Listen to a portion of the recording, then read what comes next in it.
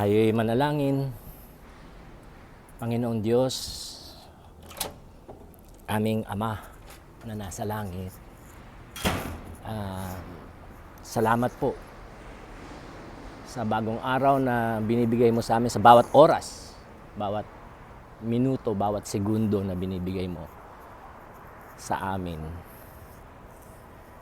Salamat dahil ikaw ang buhay at tunay na Diyos, at dahil ikaw ay buhay at tunay, kami ay laging may pag-asa.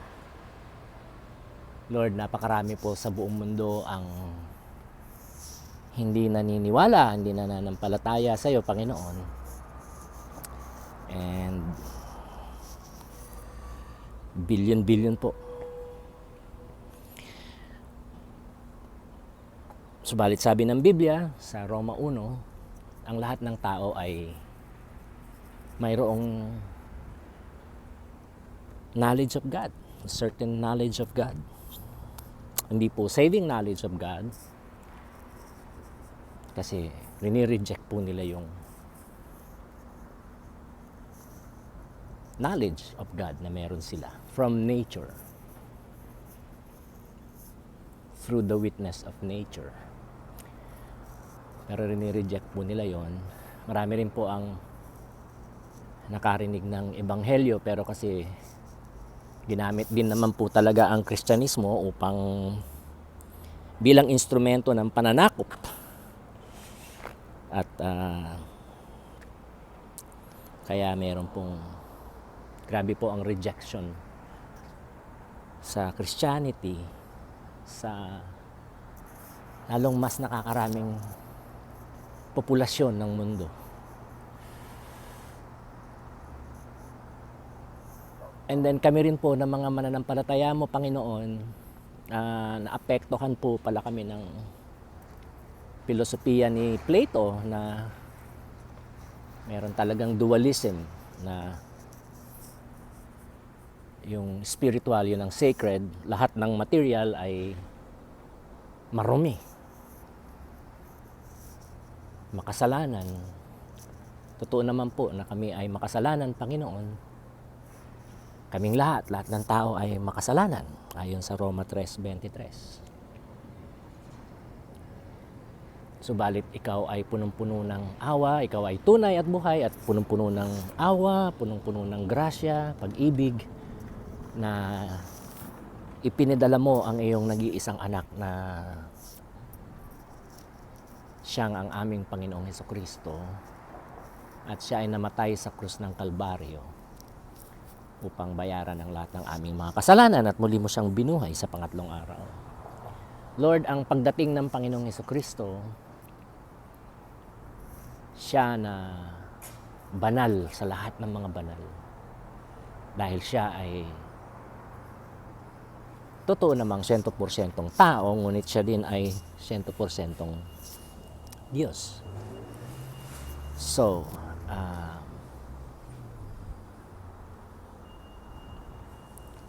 siya ay naging tao, nagpakatao, at naging miyembro siya ng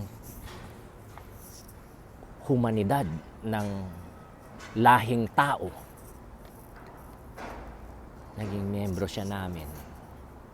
At pinasan niya ang lahat ng aming mga kasalanan. Pinagdusahan niya ang lahat ng aming mga kasalanan doon sa krus ng Kalbaryo. At yun nga, sa pangatlong araw siya yung binuhay muli. At nandan siya sa iyong kanang kamay na nakaupo at naghahari sa langit at sa lupa at sa buong universo. Lord, Jesus is the manifestation of your reality. Si Kristo ang prueba at siya ang manifestation. Siya ang naging siya ang pagsasapamuhay ng iyong realidad na totoo kang Diyos, buhay kang Diyos. Kasi si Kristo ay buhay na nakasama namin dito sa lupa 2,000 years ago, bilang anak ng Diyos at the same time anak ng tao. 100% God and 100% man. The second person of the Trinity. One God, One being, one essence, one substance, and three persons. So, Lord, you are real. Ikaw ay buhay na Diyos. Ikaw ay tunay na Diyos. Si Kristo ang pagsasapamuhay mo ng ang pagiging tao ni Kristo, ang the Word became flesh. Yan ang pagsasapamuhay mo, Panginoon, ng iyong realidad para makilala ka namin. And Jesus dwelt with us. Siya ay nanirahan kasama namin. And what a glorious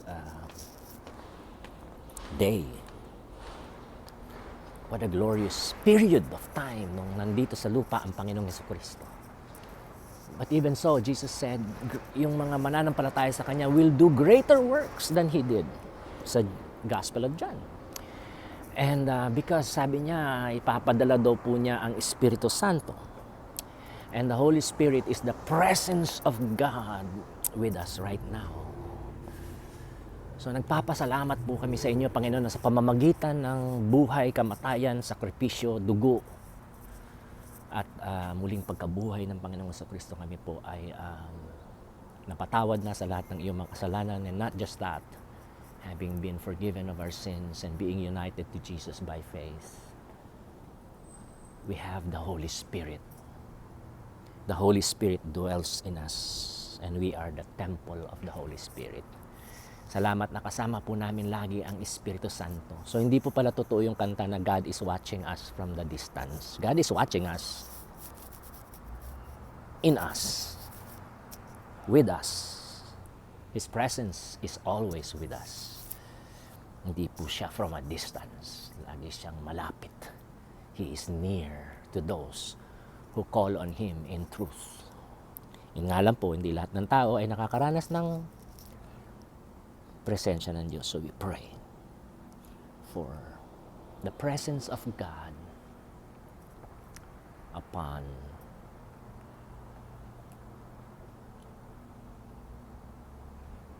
the people of the world. Kami po na mga Kristiyano, we would rise up, O God. Share the gospel. Share Jesus to those who do not know Him. By the grace and power of the Holy Spirit, marami sa kanila ang maliligtas. And sabi nga ng Bible, many will follow the wrong way, only a few will follow the right way. Pero pag sinuma natin yung kaunti kumpara sa marami, sa dami ng tao po ngayon sa mundo, marami pa rin po yung kaunti. So, and we see that in the book of Acts. 3,000 were saved in one day. 5,000 were saved in one day. So they numbered in the thousands of Christians. Maybe more than 10,000 Christians. Most likely more than 10,000 Christians sa Jerusalem. And the Holy Spirit was present. The Holy Spirit was dwelling in every Christian, in every heart and mind of Christians, of the Christians and the church. So Father, that's what we pray for. Puspusin mo kami ng Espiritu Santo, puspusin mo kami ng iyong presensya, and help us to share Jesus to those who do not yet believe in Him, and help us, Lord, to lead them to faith in Jesus, to surrender in Jesus, to discipleship in Jesus, and save them, cleanse them, forgive them. Lord, we pray for China, Lord God. Pray that you would remove, Lord, yung paalisin nyo na po, palayasin nyo na po yung barko na yun. And protect the Philippines at the same time.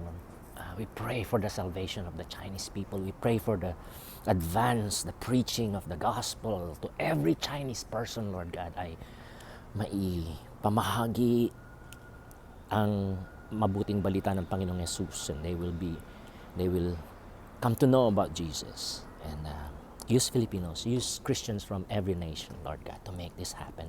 Evangelize China, evangelize the world.